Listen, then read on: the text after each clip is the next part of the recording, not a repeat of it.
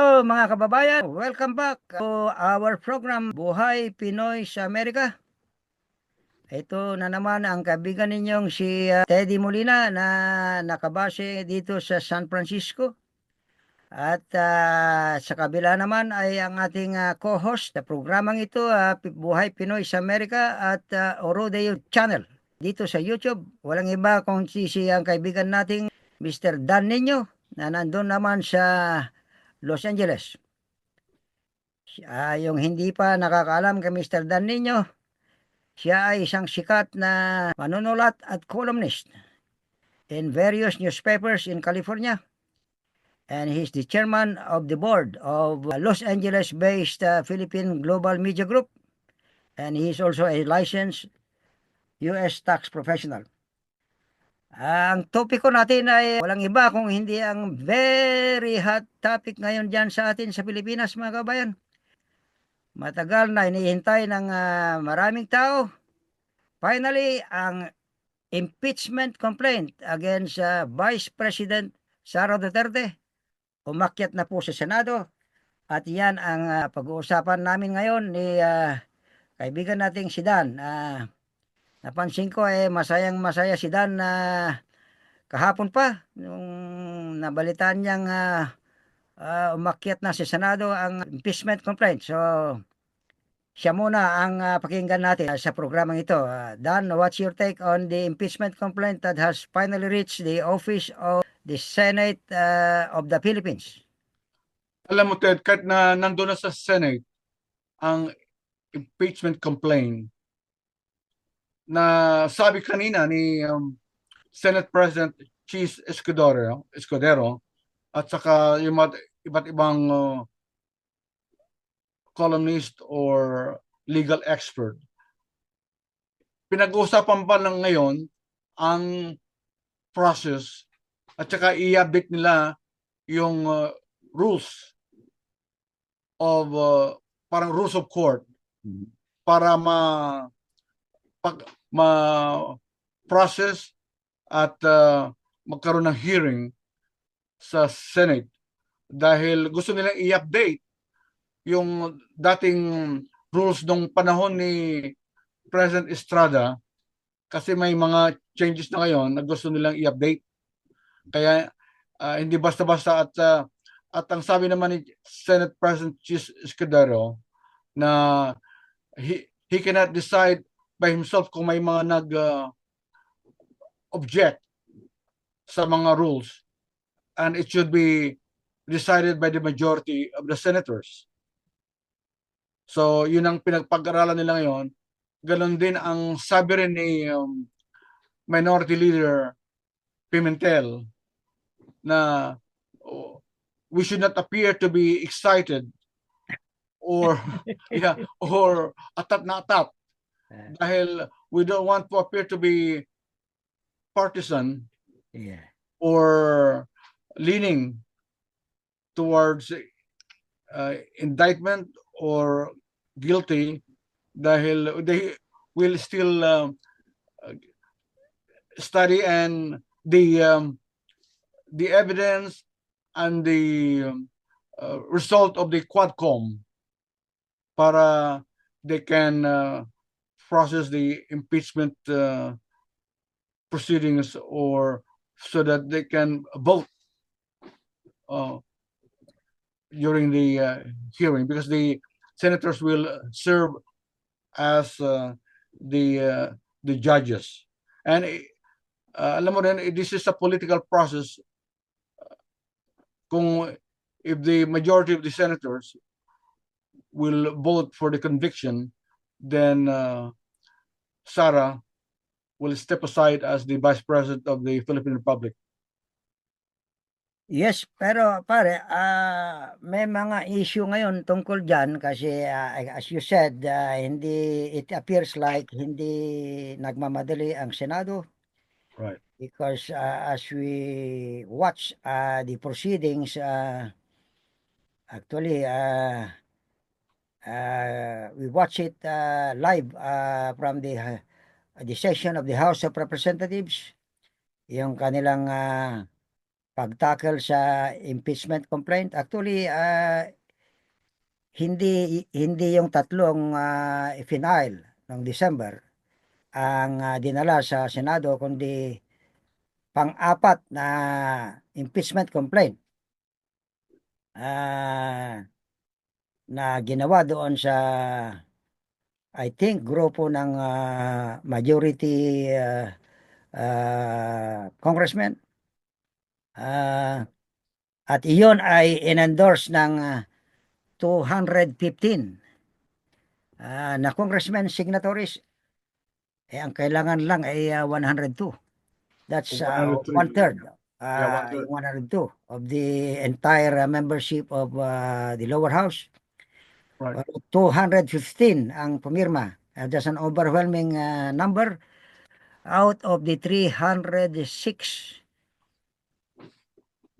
members of Congress. That's more than two-thirds. Mhm. And I think that's the reason why na-shortcut ang process, hindi na dumaan sa Committee on Justice, where it would have stayed there for a number of days before they can tackle at the plenary. Pero diretso na dahil it's more than 102, It's more than the minimum. which is the requirement. Requirement. So, na-bypass na yung Committee on Justice requirement. Correct. So, ang problema pagdating sa Senado, as many of those who have watched the session, nag-adjourn ang Senado without tackling the impeachment complaint. That left many people wondering what happens now. Hindi naman tinakil ng Senado at sila ay nag-adjourn na. Ang explanation nga ni Senate President Escudero sa kanyang press con na napanood ko rin, ay they have yet to draft the rules. Yeah.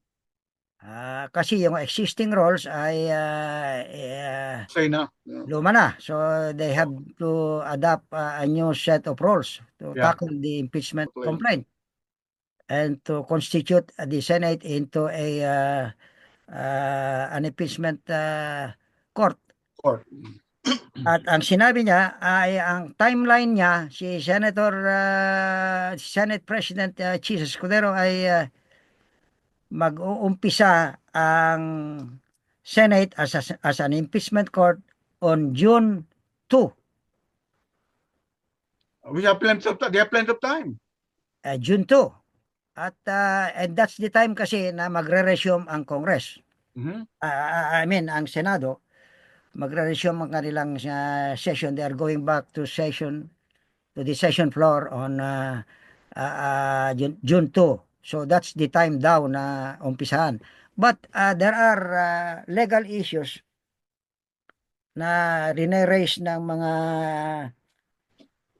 ibang abogado outside of the halls of the Congress, both the House and the Senate, na kagaya ni Attorney Macalintal, si Romy Macalintal, kilala mo yon? Yes, of course. Isa na sikat na election lawyer. Yeah. Napakinggan ko yung kanyang interview sa programa ni Corina Sanchez just a while ago before we go on air. Sinabi niya na hindi pwedeng ipagpaliban ang trial, ang impeachment trial sa next Congress because ang sabi niya, all pending transactions during the present Congress, ito yung 19th Congress, correct, should be done and finished before the election. Within the term of the present Congress, yung 19th Congress. Hindi pwedeng sa susunod na Congress, which is the 20th Congress, doon i-convene ang impeachment court. That's anomaly. Anomaly situation. Sabi niya, hindi pwedeng umpisahan ng June 2nd and then hindi matuloy dahil mag-a-adjourn sila ulit at ipagpatuloy nila ang trial pagkaroon ng pangalawang ng bagong Senado, sabi niya. Right. Hindi daw pwede. Of course. So they must begin immediately, sabi niya. Correct. Precisely. Para tapusin yung Pending trial trial. until the term of the present Congress ends on June 30. Ayan ang kanyang opinion. And I agree with that, Ted. Yes, at mukhang ayan dapat ang magandang pathway dahil or timeline because ay maraming taong interesado sa magiging progress ng impeachment trial impeachment complaint na ito. So many people are ang nag-aabang. Correct. But ito naman kaya may mga contrasting opinion, legal opinion eh. Si Justice Carpio naman sa isang interview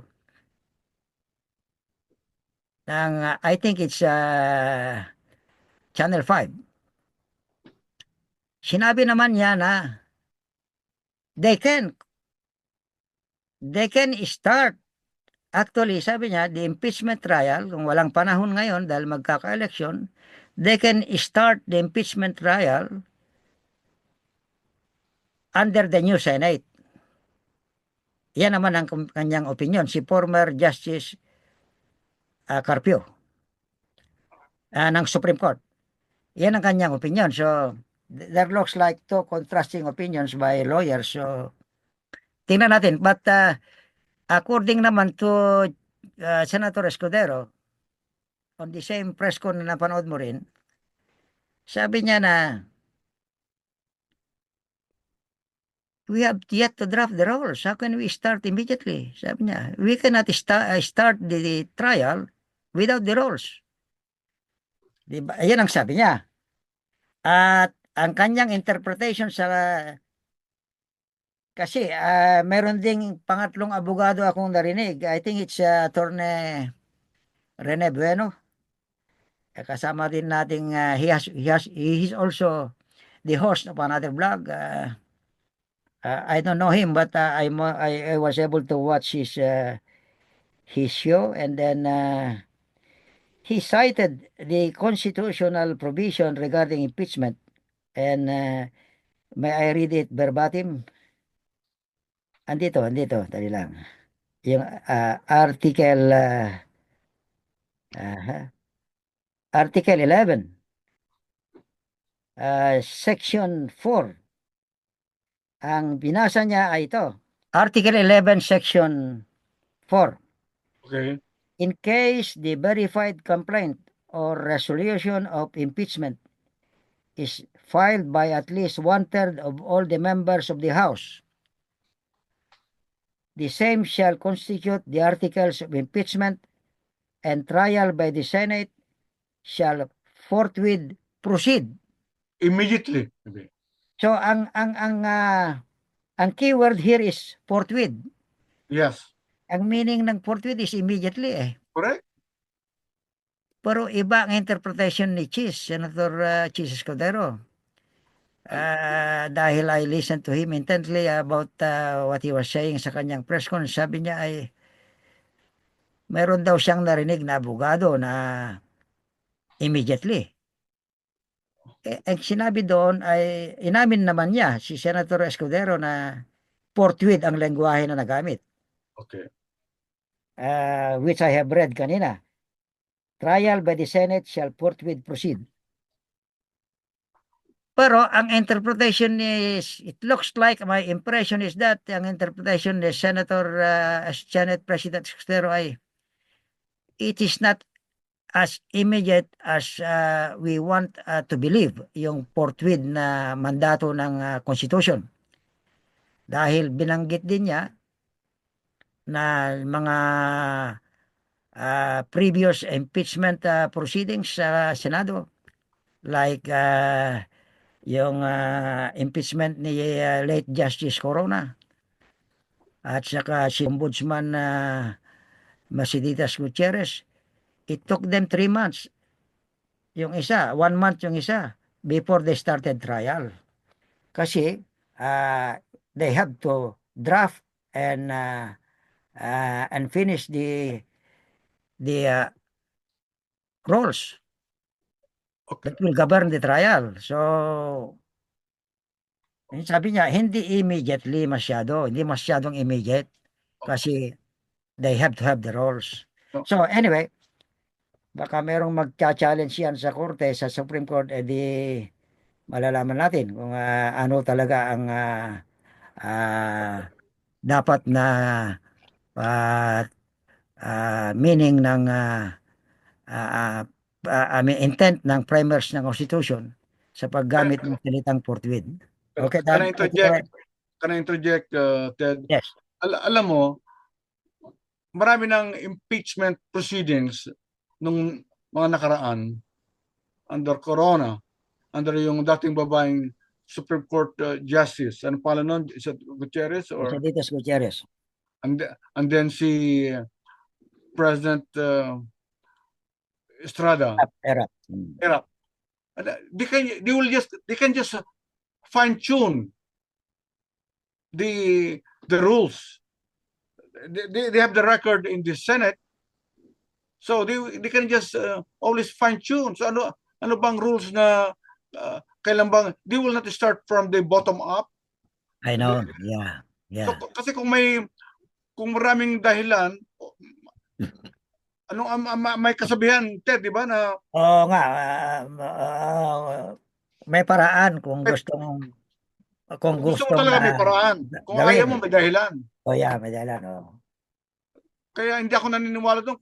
This should be process, or this should be a hearing right away, because ang nakasalalay ang future ng ating bayan. It should be immediate, right? Immediate. Wala nang patumpik-tumpik. Yes, exactly. Wala nang patumpik-tumpik dahil nakasalalay ang karangalan ng ating bansa sa buong mundo. Yeah.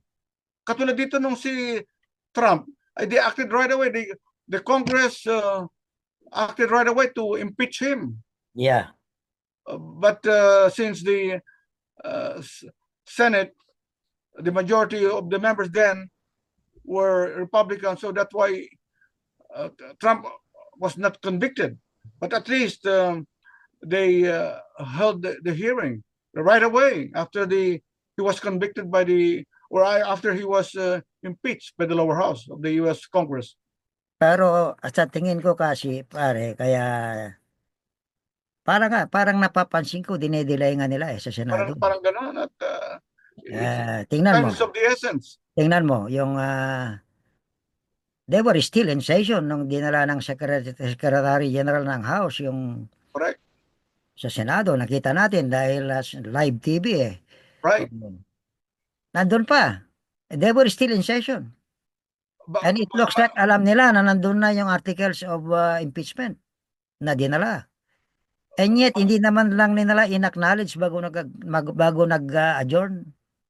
Wala man lang kahit isa sa kanila sa mga senators na magsabi, by the way, Mr. President, Senate President, we heard that the articles of impeachment have been delivered to the Senate a while ago. Right, 1 hour ago yata. 1 hour before the adjourn. Mm-hmm. What is the intent of the Senate? Before we adjourn, let us know so we will be guided accordingly. Sana isa sa mga senators ang nagtanong. And the irony of the matter is, parang naghihintay din si Senate President Escudero na merong magkukol ng kanyang atensyon na senador. Kasi bago niya na-adjourn, merong 3 minutes or 2 minutes pause eh. Hindi niya binagsak yung gavel kaagad to signify the adjournment of the session. Kasi tinitingnan niya sila kung baka merong magtanong tungkol dun sa impeachment kung anong gagawin nila. Wala eh. Kahit isa. Kasi Walang umimik. Kaya, alam mo, ang analysis ko dyan, pare, meron ng usapan ng mga ito. Parang gano'n na Kasi, nangyayari. yung mga May mga re-electionist eh. Correct. Precisely.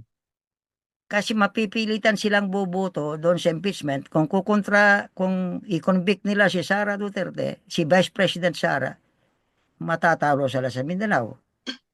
Now, kung hindi naman nila i-convict o kahit mag-abstain lang, di ba? So they did not follow the line of the majority in the House. Ang majority gusto nilang ma-convict. Right. And there is an assumption na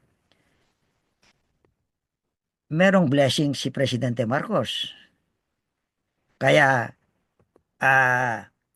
and they are in the administration party. So they might be junk. So they are torn between the devil and the deep blue sea. Kasi if they convict, yung mga electionist, matatalo sila sa Mindanao.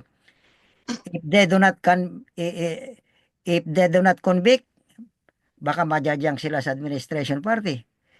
I mean, although I must acknowledge also na according to the president kanina, na-monitor ko rin yung interview niya sa media, na wala siyang blessing. I did not have any hand in the filing. You remember, I asked them not to proceed with the impeachment because the time is not proper. At marami tayong gagawin para sa bayan. And when I say, ang sabi niya, kasi tinanong kung meron siyang blessing. So he denied that. Pero ang sabi niya, nung sinabi ko yon na huwag nilang i-impeach si Vice President, sinabi ko yun, pero wala pang na-file na impeachment complaint daw sa lower house noon. Pero ang explanation niya ngayon kung bakit mga majority ang members of the majority or the administration party ang karamihan pumirma sa impeachment, sabi niya, I cannot stop them anymore. Of course. Because they already filed the impeachment complaint, nandun na eh. And it's their constitutional duty, their mandate, to endorse that to the Senate. Wala na hindi ko na kayang stopin yan, sabi niya. Of course, he cannot prevent the sentiment of the people. Exactly.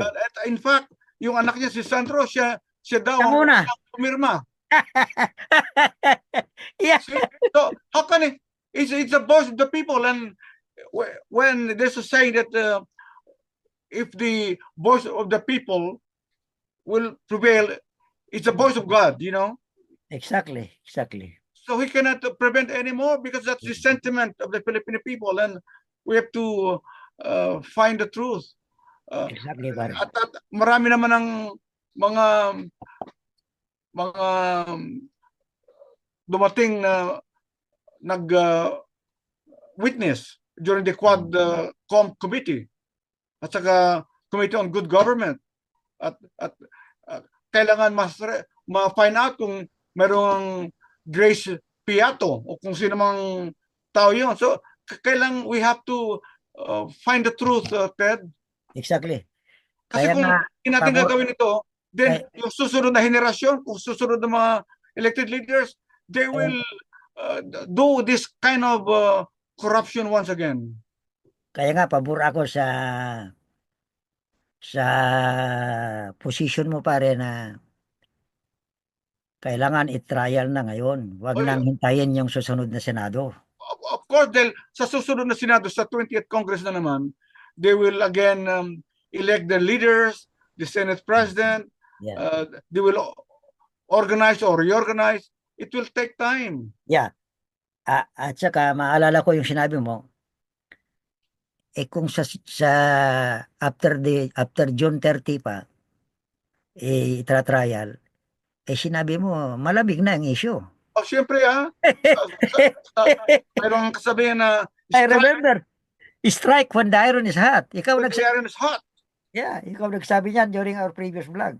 Yeah, strike when the iron is hot. Wala nang patumpik-tumpik niyan. Yeah. Action kagad. Kaya si Enrile nga Action kagad Enrile ang kanyang slogan noon eh. Kaya parang nung sinabi ni former Senate President Enrile yun eh, tumahimik na si BBM dahil coming from a outstanding lawyer and senator, wala siya magagawa. Kaya nga sa tingin mo,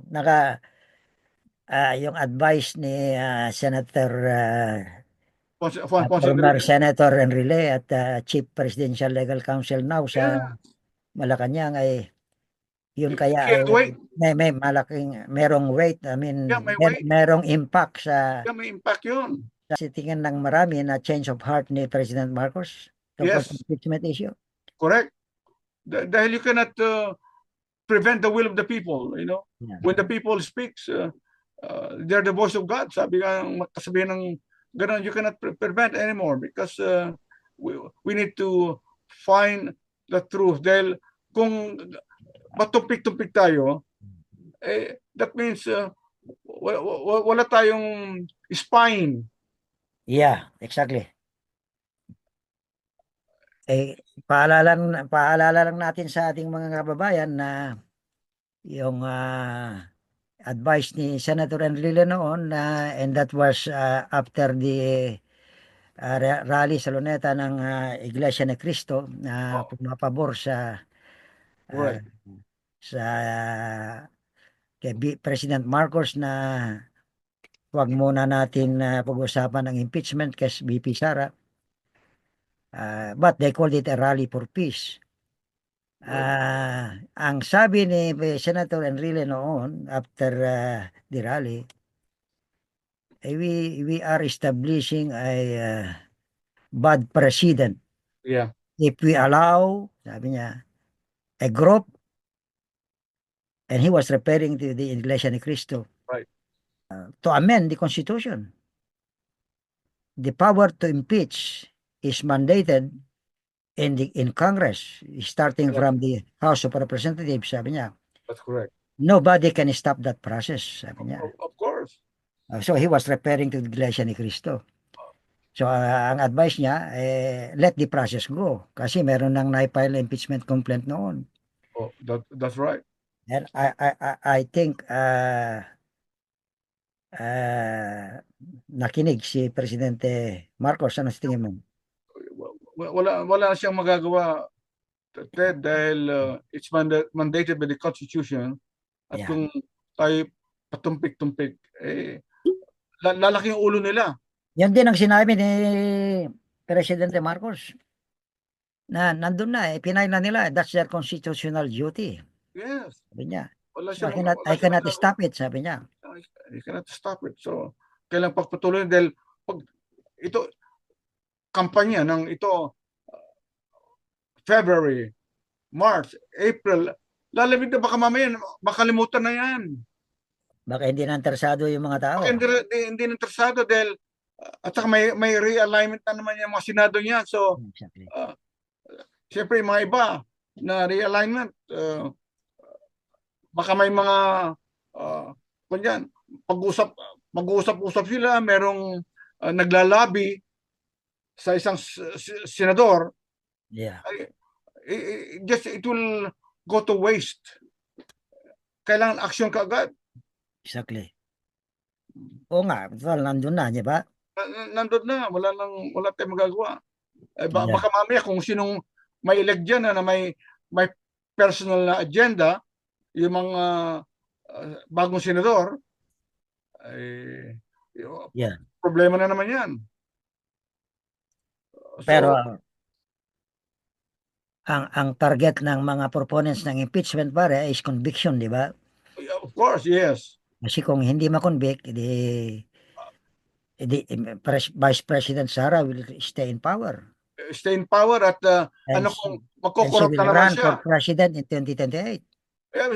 He can run kung makapalamukha niya, but kung ganitong hindi niya may paliwanag kung nasaan yung pera, meron pa ba siyang temerity or mukha na iharap sa taong bayan? Lumaki tayo, Ted, na we are we have a strong determination for the country to be stable and to succeed and to prosper economically. Pero kung ganitong puro naghirap na nga ating bansa, pero kung ganitong hindi mo maipaliwanag yung 215 million or whatever pesos, ay masakit sa ating kalooban, Ted, dahil buti naghirap ang mga kababayan natin pagkatapos isang iglap na lang hindi mo maipaliwanag kung nasa napunta yung million-million na perang yan, marami tayong utang. Pero alam mo, pare, kung merong political will ang Senate, Yeah, that's the key word. They should proceed immediately. Yeah, if they have the political will without thinking of kung sino masasaktan, Yeah. and not to protect their future political power or political future, kailan nilang gawin na yun kung sino mo matatamaan, kung mayroong kasabihan na bato-bato sa langit, ang masasaktan ay sapul din. Pero, Ang matatamaan ay sapul din. I see. Kung sino matatamaan ay sapul. Sapul din. Oh, Sapul tama. din. Pero teka pare, Oh. remember na kung mag-proceed ang impeachment trial at ma-terminate during the present Congress, yung 19th Congress, Right. tatlo na ang dekahon na pabor kay Sara. Ay, alam natin. Tatlo. Kilala natin. Robin Padilla, Senator Oo. Robin Padilla, Senator Bato de la Rosa, Senator Bongo. Yeah. Now, makita kong alanganin doon na pwedeng papabor kay Sara, neutral kunyari, pero leaning towards VP Sara, si Senator Tolentino. Oh, yeah. Oh. And then, Villar. Mrs. Villar, Senator Villar, 5 na. Oh, yeah. Alam mo, 8 lang ang kailangan na VP Sara, pare. 3 na lang ang kulang niya. Pero may sagot ako dyan, Ted.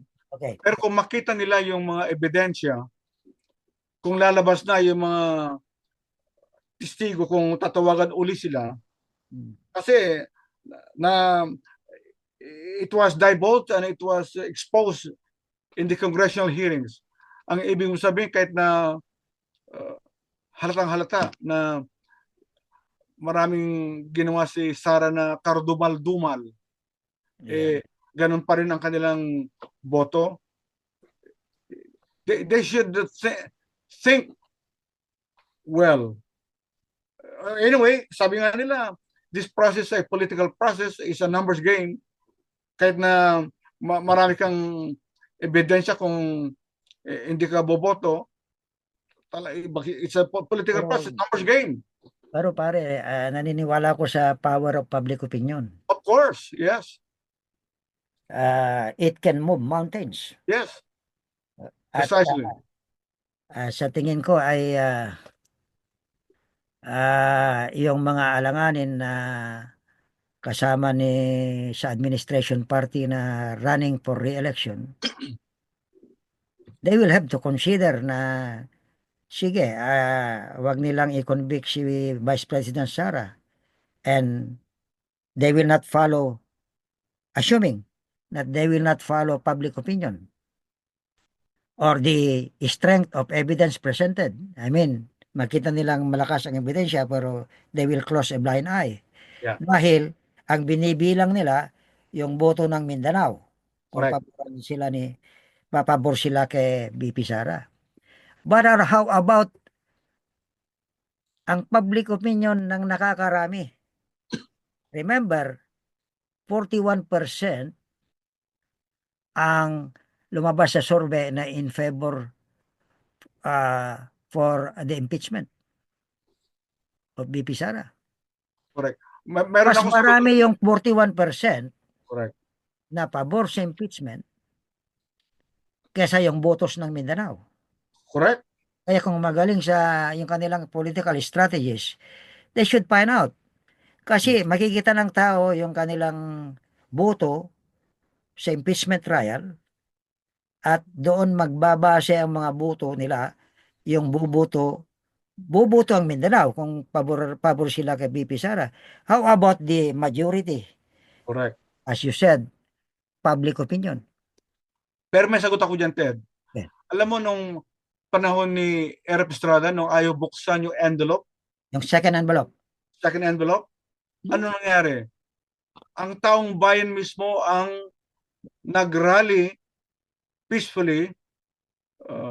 Kaya ang nangyari, nag-resign si Erap Estrada.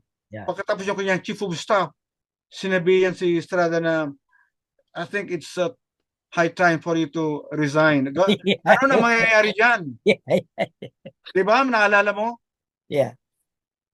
Kaya Kaya, nag-resign si Ko, tumakbo, malis sa Malacanang si kaya Erap. hindi siya na-convict. Hindi Kaya siya, pwede, kaya pwede siyang tumakbo dahil hindi siya na-convict. Nag-resign. Nag-resign at nag-asylum doon sa Taytay, Tanay, Rizal, I think. I know.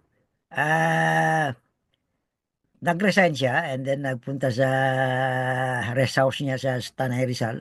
Correct. Pero hindi siya na-convict sa Senado. Pero Kaya hindi siya ma-disqualify na tatakbo for public office. So tumakbo siyang mayor, may parang presidente ulit. Pero natalo. talo. Yeah, Mayor ng Manila nanalo. talo. Actually, 2 beses yata nanalo sa Manila eh. Yeah. Or 3 terms. Ang kakapal ng mga mukha ng mga politiko sa atin, Ted. Yeah. Si Trump, ganun din. Tapos impeach, tumakbo pa rin, nanalo. Ay, kaya hindi ko maintindihan ang pag-isip ng mga tao dito sa Amerika din, katulad sa Pilipinas. Mukhang ang problema hindi naman Pilipino nagpanalo eh. Si Trump eh. But those who voted for him, voted like Filipinos in the Philippines. Oh yeah. Pero nagsisisi na sila ngayon. Kasi yung mga Latinos, nagsisisi na sila ngayon kasi hinuhuli na sila ngayon. At nagpo-protesta sila. Ganun ba? Pero kuan pare, humingi muna akong paumanhin sa sinabi natin na parang Pilipino na bumoto, yung bumoto kay Trump. I'm sorry guys, hindi naman lahat ng Pilipino Correct. ay bumubuto na ang kanilang binubotohan ay dahil popular. Oo. Hindi nila tinitingnan yung record. Hindi naman lahat ng Pilipino ganoon. Meron lang mga kapwa tayo Pilipino sa Pilipinas. They're blind. They're blinded. Na yung popular. Okay, pare, anong may dadagdag mo sa impeachment issue sa Pilipinas? Ay, kailangan ng ituloy ng hanggat madaling panahon, Ted. Kailangan ilusad itong impeachment na ito na wala lang patumpik-tumpik para mahusgan na kung sino yung dapat mahusgahan. Pagkat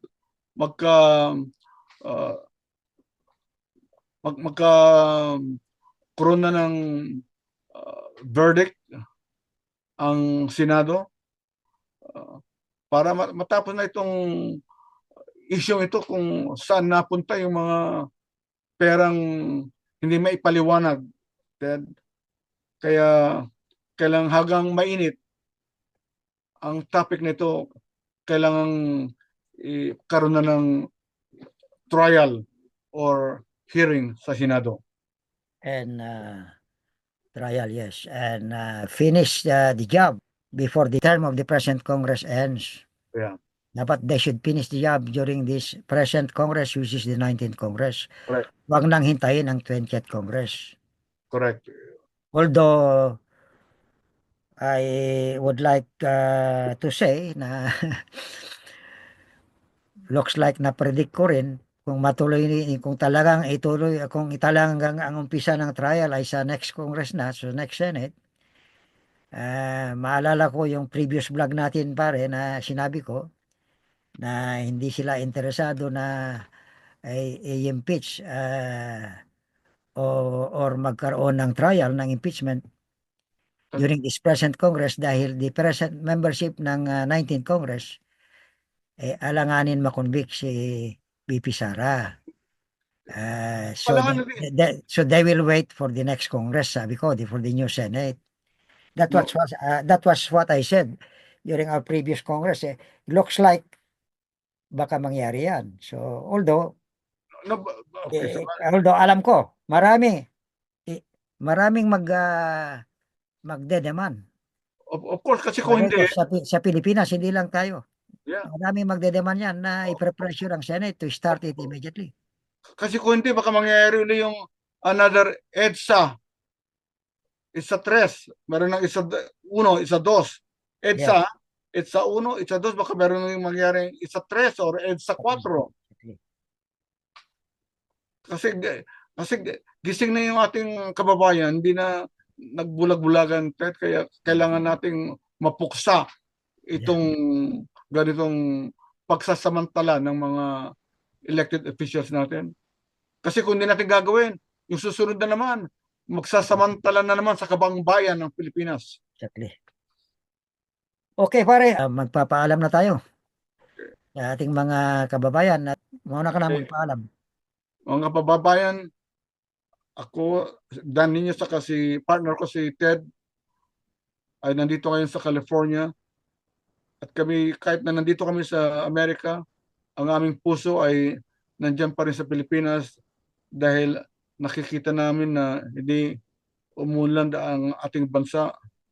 Kaya gusto naming magkaroon din ng pag-asa ang ating inang bayan para umunlad naman. Kasi ako'y nainggit kung nagpupunta ako sa mga iba't ibang bayan sa Europa o sa Asia na pag nakikita ko ang kanilang pag-unlad, ako'y uh, nalulumo, ako'y nalulungkot dahil sana sabi ko, sana ganito na sa Pilipinas. Kasi kung, di ba sabi ni, sino ba nagsabi na hanggang may corrupt, may paghihirap or, di ba meron ganong, sinong sabi ng ganon? Na ang ikaunlad ng bayan, alisin ang korupsyon. Nakalimutan ko na sino nagsabi noon. Kaya kailangan nating may expose itong korupsyon na ito sa madaling panahon. Was it Miriam Defensor? Nagsabi? Santiago? Parang yung ilang kanyang slogan eh. Kung Yeah. Looks like Miriam because she ran for president also, you remember? right, yes, At times,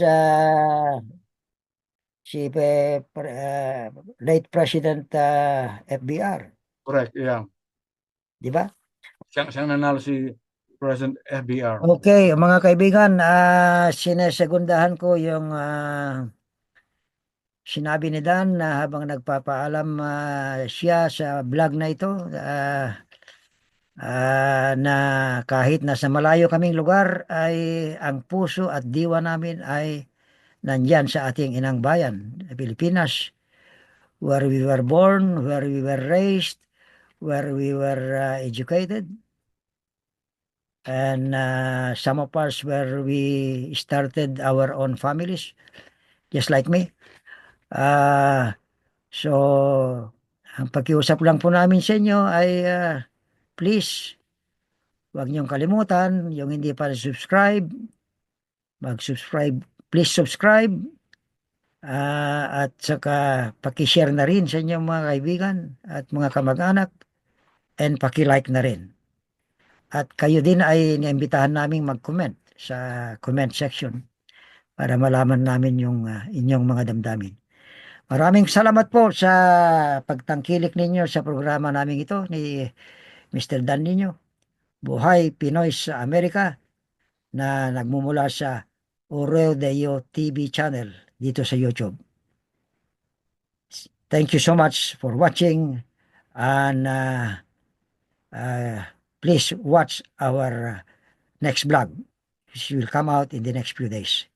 Bye-bye. Good night. Magandang araw po. Bye-bye.